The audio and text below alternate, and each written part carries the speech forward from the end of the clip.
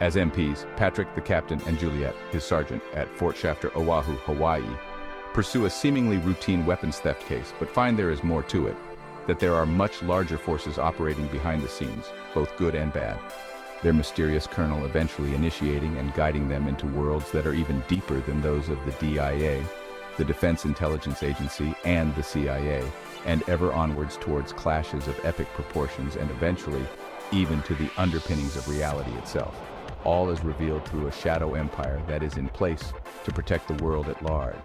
There is adventure, drama, romance, police work, mystery, joy, wisdom, all interleaved. The army life depicted contains some flights of fancy.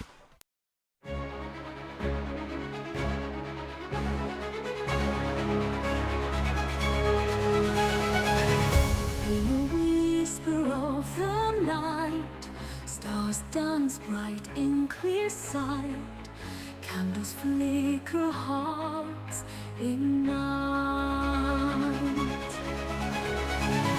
Mountains high, rivers flow, you and I let love grow.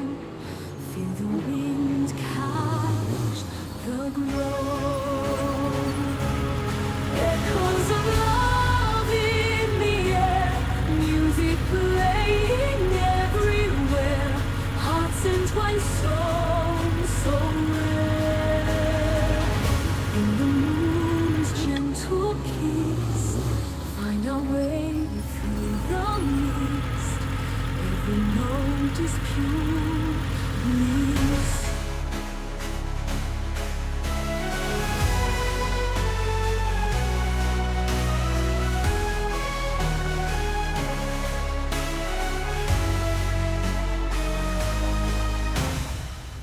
Strings will sing, hearts align, timeless love, yours and mine, in the symphony divine.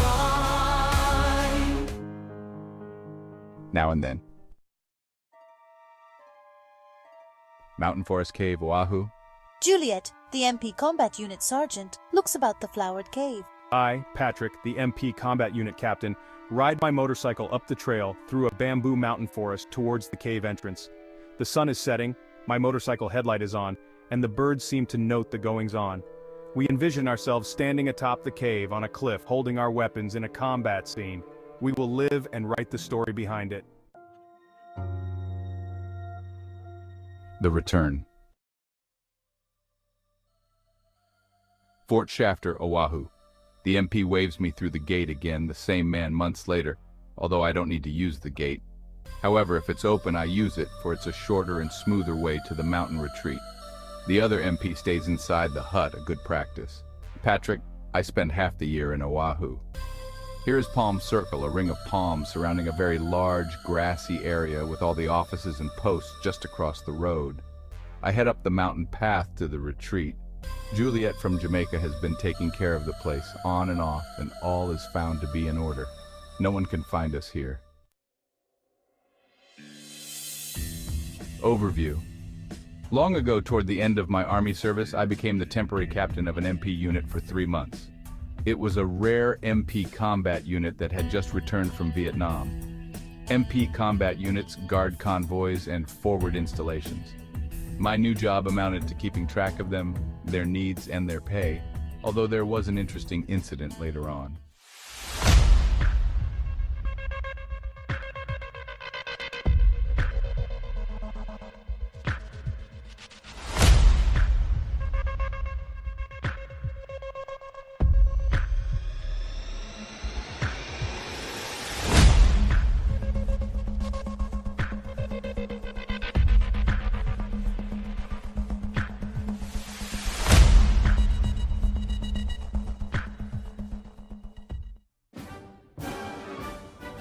I deployed them around Fort Shafter and Schofield Barracks, for many thousands of troops were returning home during the prelude to the Paris Peace Accords.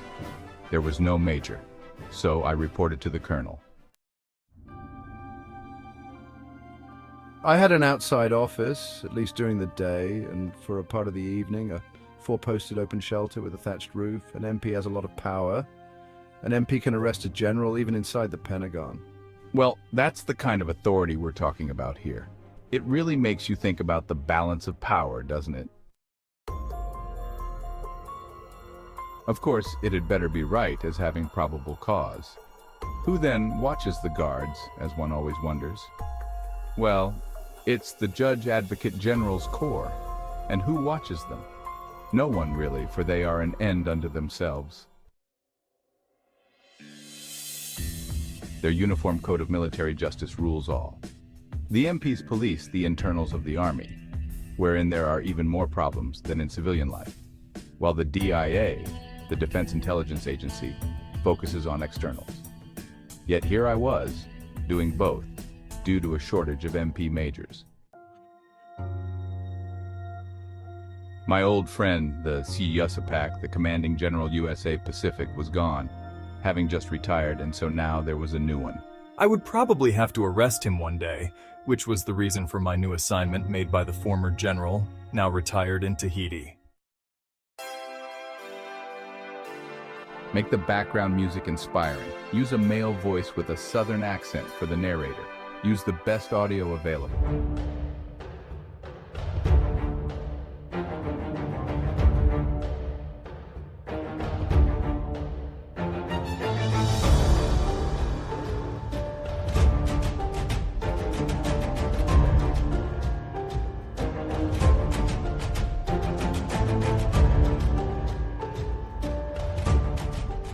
Troops are coming home from Indochina by the thousands, passing through Honolulu, Hawaii, and Oakland, California, mostly. And so the MP combat unit that I had just become the captain of has been retained to bring some order to the revelry.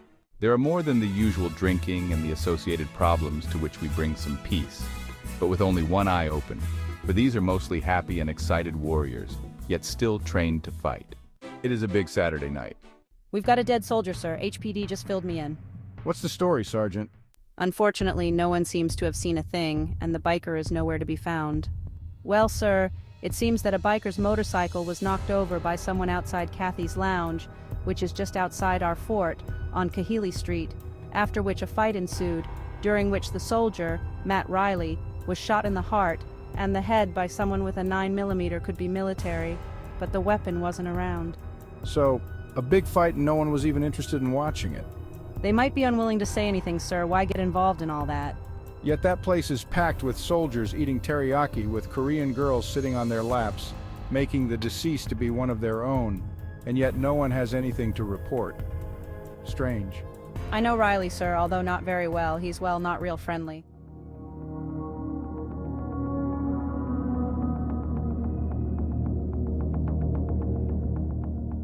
Okay, Sergeant Bailey, let's you and I go to the scene, and then you can ID Riley at the morgue. I'll be happy to, Captain, and I can drive us. This sergeant was going places, for she had no hesitation over blood and guts, even volunteered to drive, which was fine since I didn't have a car. They arrive. Juliet, HPD is still on the scene. I'll inquire. Any information, officer? We got nothing from the customers and most of them already left. Is this Riley? That's him, all right. Well then, you MPs can go about your business here. Captain, let's look around the ground right here for clues. Well, Sergeant, at least we can skip the morgue. I'm estimating where I would have parked a motorcycle. Hey, here's a small piece of glass. Looks new, showing no weather.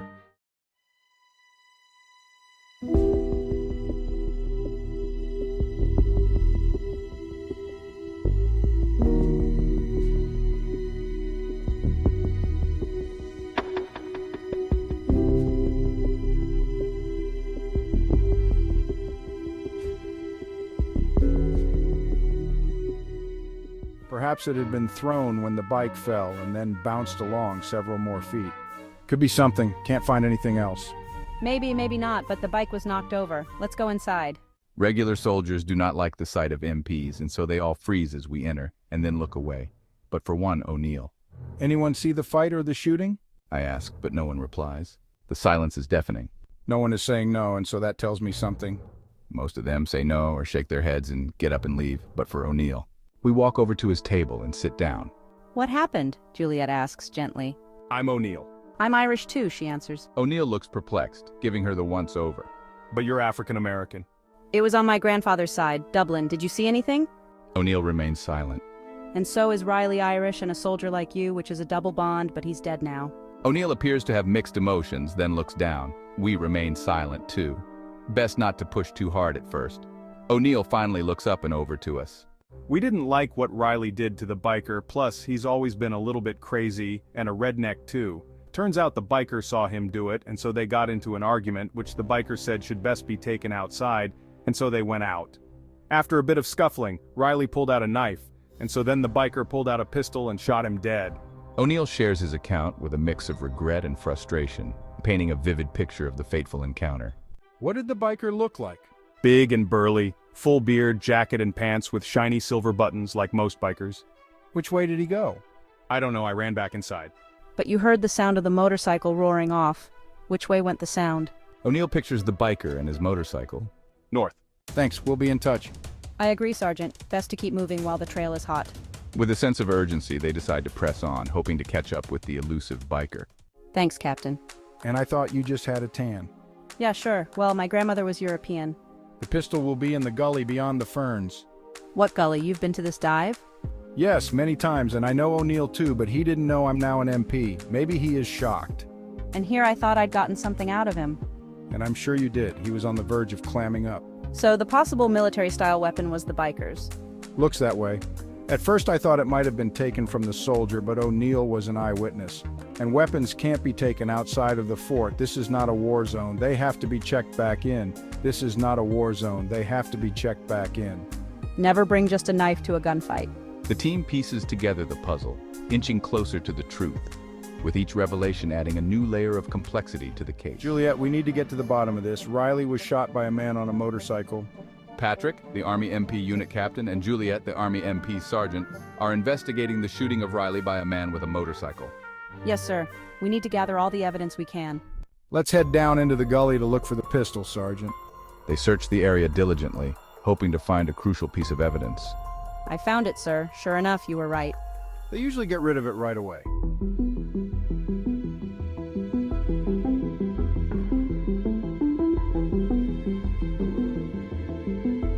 Look, it's military. Now we have some jurisdiction. The Army has a weapons leak. Looks old, but refurbished. We're going to have to audit the quartermaster all 3 shifts. He'll go through the mountains then and wait on the other side. Good idea, Captain. Since we're working together, let's just use Juliet and Patrick. We drive toward the Kulau Mountains. Let's circle wide around the range up toward Schofield Barracks and the North Shore, then cut east and scan the bulk of the mountain mass as we go along, then stop and wait for him. Maybe we'll get lucky. Aye, aye, Patrick. We drive 10 miles looking at the mountains.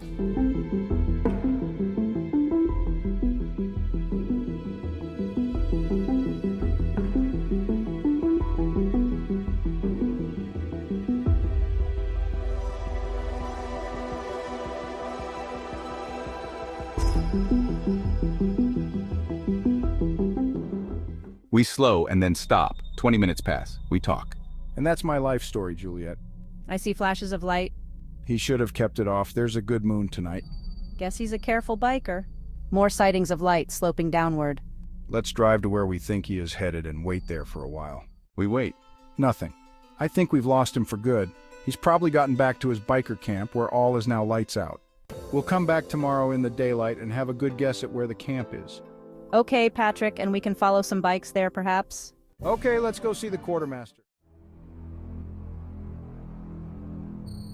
The extent of this retreat is actually within the confines of Fort Shafter, in a scenic part unused for anything else. There are points atop from which one can see Diamond Head, Triple Army Hospital, the International Airport, Hickam Field, and Pearl City and Pearl Harbor, as well as everything in between.